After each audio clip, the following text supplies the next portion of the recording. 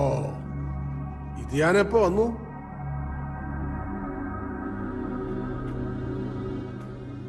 അതെ, ഭരണം കയ്യിലില്ലാത്ത സമയം, പാർട്ടിക്കകത്തെ ഇഷ്യൂസ് വേറെയും.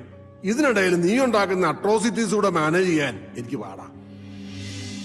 അതുകൊണ്ട് ഇവിടെ വല്ല അത്യാവശ്യവും എന്ന് വെച്ചാ ഇവളോ ഞാനോ അങ്ങ് മേലോട്ട് എടുത്തോന്നോ മറ്റോ അറിഞ്ഞാലേ നീ കോട്ടയം ജില്ലയിലേക്ക് വരേണ്ട കാര്യമുള്ളൂ.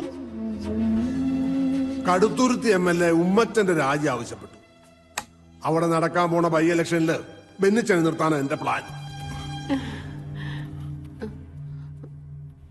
അതൊന്ന് കഴിയുന്നവരെ നിന്റെ ഉപദ്രവം ഉണ്ടാവരുത്.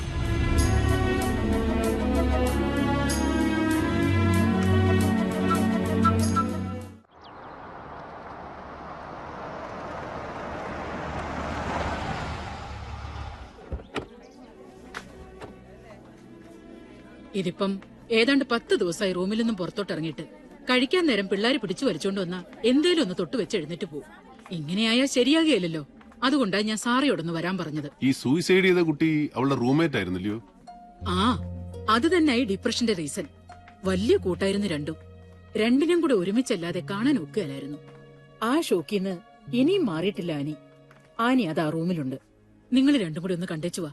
ചുമ്മാ ഒരു കാഷ്വൽ വിസിറ്റിംഗ് അങ്ങനെ തോന്നിച്ചാ മതി. ഓക്കെ.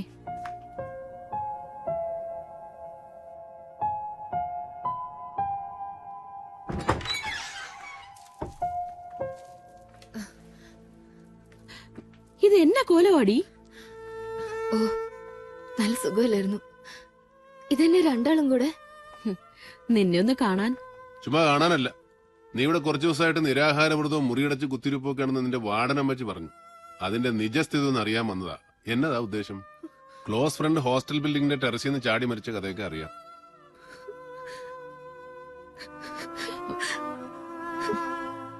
അവളെ കരയിപ്പിച്ചു. അങ്ങനെ കരഞ്ഞാലെങ്ങനാ? നീ ആ മൂടിന്ന് പുറത്തു വരണം, എന്നിട്ട് ക്ലാസ്സിൽ പോയി തുടങ്ങണം. ഞങ്ങളുടെയൊക്കെ പഴയ ആനിയായിട്ട് മാറണം. എന്നാ? ഞാൻ ശ്രമിക്കുന്നുണ്ട്. ഓർഫനേജിൽ വെച്ചിട്ടുള്ള പരിചയമായിരുന്നു അർച്ചനയായിട്ട്.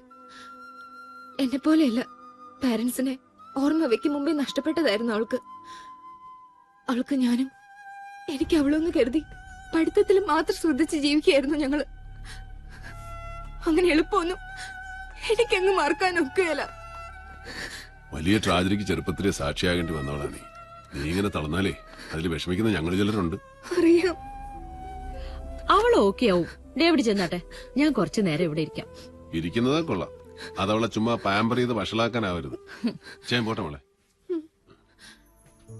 ആ അതെ, ഇനി ക്ലബിൽ ചെന്നിരുന്ന് ഇതിന്റെ പേരും പറഞ്ഞ് കള്ളു കുടിച്ച് നേരം വെളുപ്പിക്കണ്ട. നേരത്തെ കാലത്തെ വീട് പിടിച്ചോണം. ഞാൻ വിളിക്കും.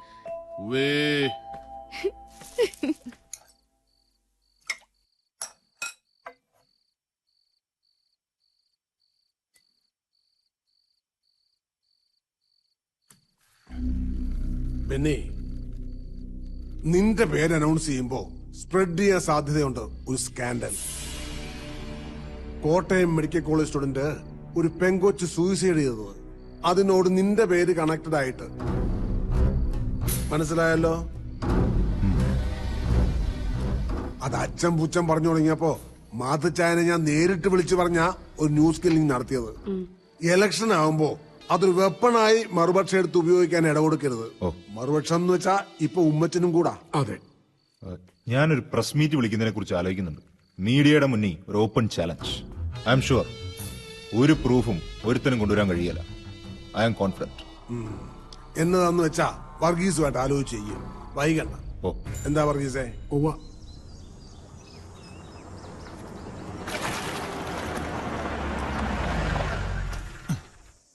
എന്നാടാ? ഇരി, ഞാനിപ്പോ വരാം. എനിക്ക് ക്ലബിൽ ചെന്നിട്ട് അർജന്റ് കാര്യമുള്ളത്. പോവാന്നേ.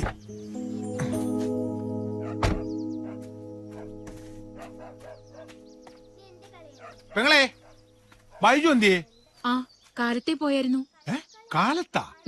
അവന്റെ പരോള് തീർന്ന നാളല്ലയോ? ആ, എനിക്കറിയാൻ മേല. പോയി.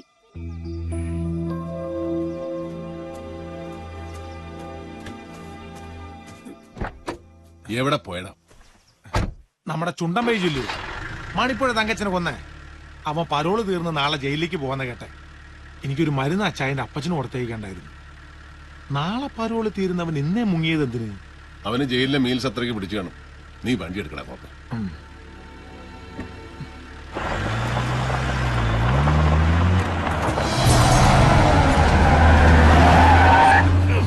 ആരുടെ തന്തയ്ക്ക് വായുവിളി വാങ്ങിച്ചിട്ട് വേടാ പരനാറി? ഗ്ലാസ് പൊക്കി വെച്ച് ചീത്ത വിളിച്ചിട്ട് ആര് കേൾക്കാനടാ? അവന്റെ വണ്ടിയാ, MC പോളിന്റെ മകൻ ബെന്നിയുടെ. ഇച്ചിരി മുറ്റുകൂടലാ ചെറുക്കിന്. കോട്ടയം മെഡിക്കൽ കോളേജിലെ ഒരു പൂർവ്വ വിദ്യാർത്ഥി എന്നുള്ള നിലയിൽ മാത്രമല്ല, ഒരു രാഷ്ട്രീയ പ്രവർത്തകൻ എന്നുള്ള നിലയിലും കോളേജുമായി ബന്ധപ്പെട്ട പല കാര്യങ്ങളിലും ഞാൻ ബന്ധപ്പെടാറുണ്ട്. അതല്ലെങ്കിൽ കോളേജ് അധികൃതർ എന്നെ ക്ഷണിക്കാറുണ്ട്. ഇപ്പൊ അവരുടെ ക്ഷണം സ്വീകരിച്ച് അവിടെ ചെല്ലുമ്പോഴൊക്കെ ആൺ പെൺ ഭേദമില്ലാതെ അവിടുത്തെ വിദ്യാർത്ഥികളുമായി എനിക്ക് ഇടപെടേണ്ടി വന്നിട്ടുണ്ട്. നിങ്ങൾ ഈ പറയുന്ന അർച്ചന ശങ്കർ എന്ന പെൺകുട്ടിയെയും ഞാൻ അവിടെ വെച്ച് കണ്ടു കാണും. അനവധി പെൺകുട്ടികളിൽ ഒരാൾ, അതിനും അപ്പുറത്തേക്കുള്ള പരിചയം?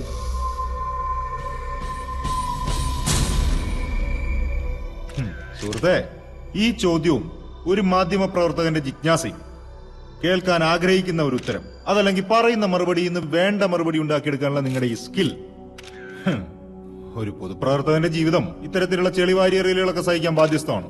പക്ഷേ മരിച്ചുപോയ ഒരു പാവം പെൺകുട്ടിയെ കുഴിമാടത്തിൽ നിന്ന് പുറത്തെടുത്ത് അപമാനിക്കുന്നതിനെ അത് ഉപകരിക്കത്തുള്ളൂ. And I repeat, I don't know that girl personally.